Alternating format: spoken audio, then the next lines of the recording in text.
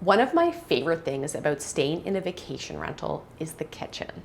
Somehow they're almost always easier to cook in than our own.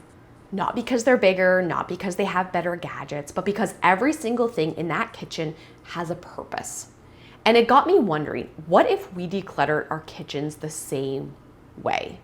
Today, I'm sharing 5 things that almost never exist in a vacation rental kitchen and why getting rid of them might make your own kitchen feel calmer, easier to use, and surprisingly easier to keep organized.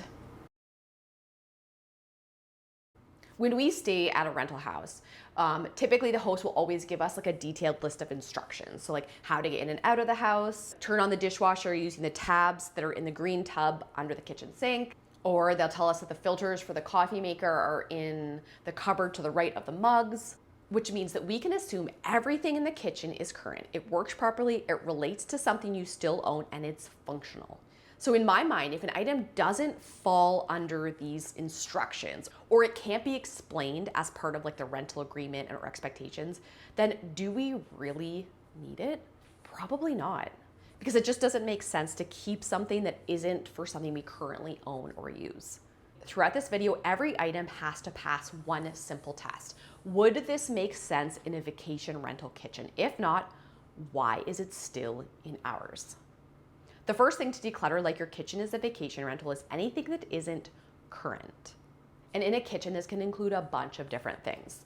So maybe you have coffee pods, like pods for coffee maker that you don't even have anymore.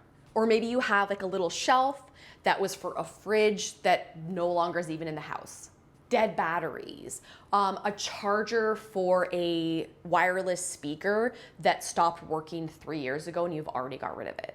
Broken appliances. We wouldn't expect to have, our guests have to figure out which one of the 2 kettles works because we forgot to get rid of the one that stopped working 5 years ago. If we have something that's in our kitchen that isn't current, or we can't explain to our guests why it's there, then maybe it's time to let it go. The second thing that nobody needs in their kitchen is also something that is not current.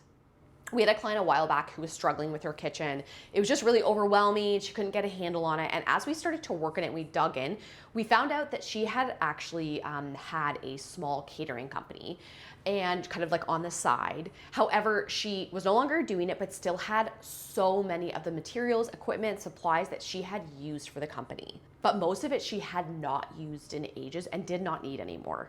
And now most of you probably haven't had a catering company. However, we see a version of this pretty regularly in kitchens. The second thing to declutter, like it's a vacation rental, are supplies from old hobbies and or old businesses. And this might sound very specific and like it doesn't relate to you, but this might be in your kitchen without you even realizing it. And it's absolutely something that is never in a vacation kitchen. A few examples that we see pretty often are candle making, beer making. Maybe you were training for a marathon, so you bought like all these different like supplements or like little drinks or different water bottles, but that is over and you're never doing a marathon ever again, and it hasn't been touched in 18 months.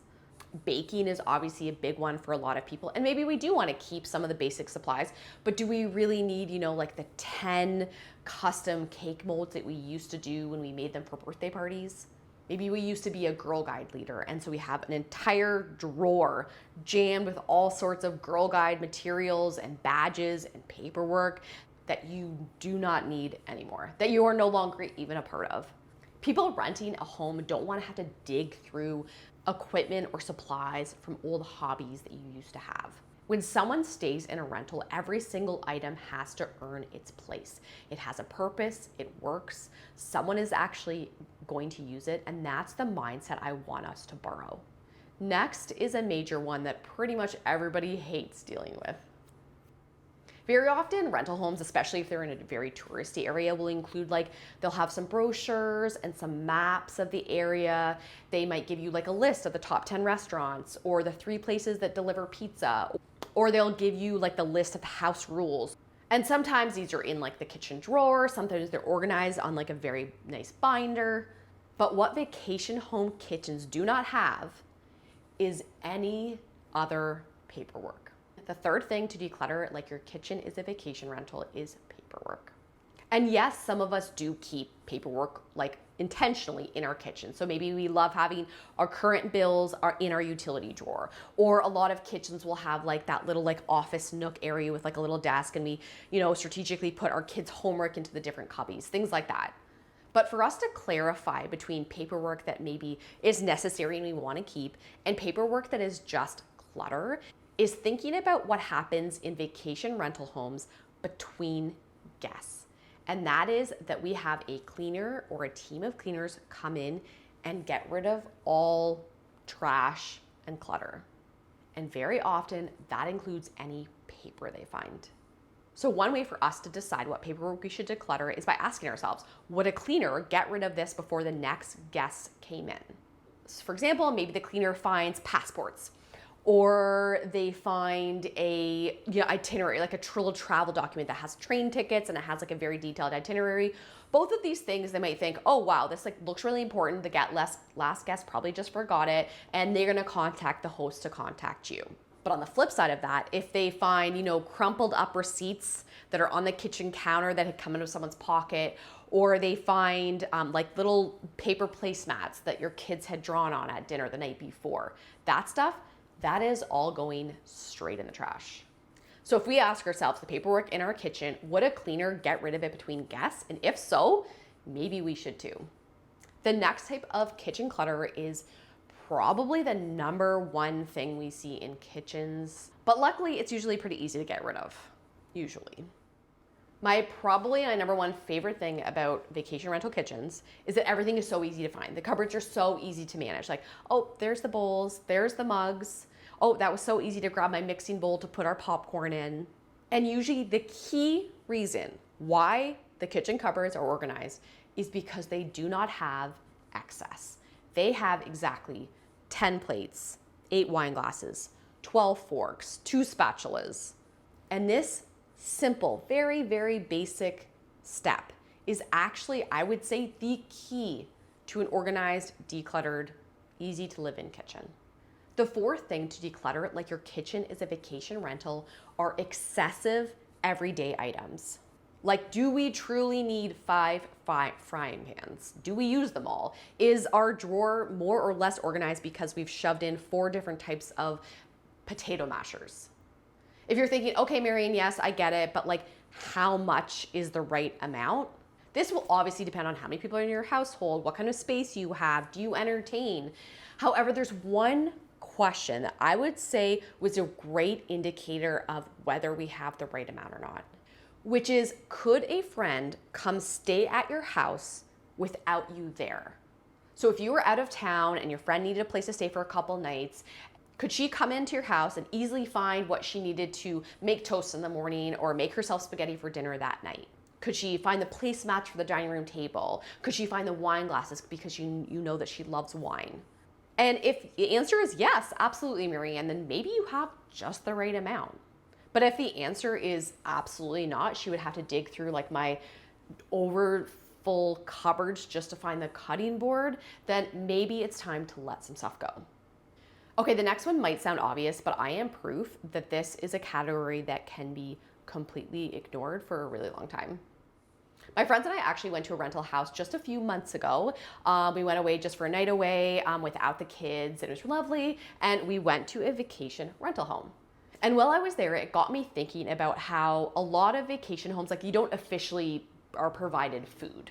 Like, nobody, like, typically, at least in our area, that's not part of the deal. However, some rental kitchens do have food in it, some basic food. But what they don't have is food that nobody's going to eat.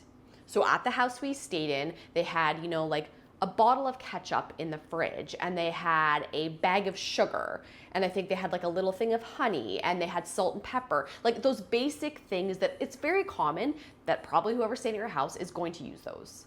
But they did not have, an old head of cabbage in the back of the fridge, or they didn't have a bag of frozen beans in the freezer from 2 years ago, or a half-eaten box of cookies that are stale now in the pantry. Category number 5 to declutter like your kitchen is a vacation rental is food that nobody is going to eat. And this might sound like a no-brainer, but I just did my pantry this week and I consider my kitchen to be already pretty organized, pretty clutter-free, but I found at least a dozen items that I had to accept nobody was going to eat them. And there are so many reasons that our brains tell us that we should keep this food, usually none of them logical. One common type of food that we're not going to eat, but we commonly hang on to, are accidental purchases. So we buy the wrong type of Cheerios and nobody likes that kind, so they just keep sitting there and sitting there, but they're perfectly good Cheerios, so you just feel so weird. It feels so wasteful to throw them out. Or food we've been gifted and we're absolutely never going to eat, but we feel so much guilt over getting rid of it that we keep it 100% just out of obligation. Or our ideal self foods. So, that big bin of spinach that we bought 10 days ago, but it's still sitting in the fridge and no one's actually opened it. Or those supplements that we paid $200 for, but we couldn't stand the taste of them, so they're just shoved in the back, hoping we'll just forget about them. Our brains can come up with some very convincing reasons to keep food, but I say if nobody is going to eat it, then let's declutter it like it's a vacation rental kitchen. There you have it, 5 categories of clutter that nobody needs in their kitchen. And remember that vacation rentals aren't peaceful because they're decorated differently. They are peaceful because they only contain what's needed. If you feel like you want to tackle your pantry and you might have some of those items in there, I will link a video right here to get you motivated for all the pantry decluttering.